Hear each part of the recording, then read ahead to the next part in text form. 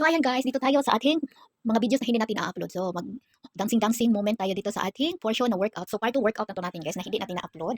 And ngayon lang tayo nagkaka-oras. So dancing-dancing. So walang hirap-hirap ang ating ginawa dahil standing workout lang ang ating gagawin sa workout na to para lumit-liit yung ating bell-bell. Pero malaki pa rin ang ating bell-bell guys. Don't mind na lang the bell-bell.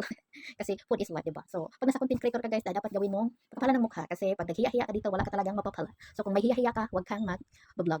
Isip mo na lang yung sarili mo at ipa-private mo na lang. Charis. Yeah.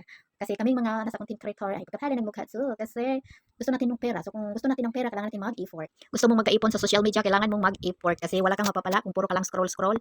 Manonood ka, wala ka rin ginagawa sa pag-scroll-scroll mo. Dapat kung manood ka ng videos, tapusin mo, mag-comment ka, mag-like ka, mag-react ka, at kung gusto mo i-share mo para pareho tayong may benepisyo at hindi lang ikaw at hindi lang ako.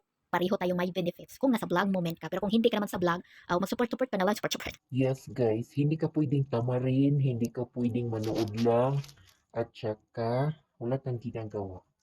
Help each other. Ganyan ang tamang pamamaraan sa pagdudlog. Kung gusto mong ma-invite ka agad, that's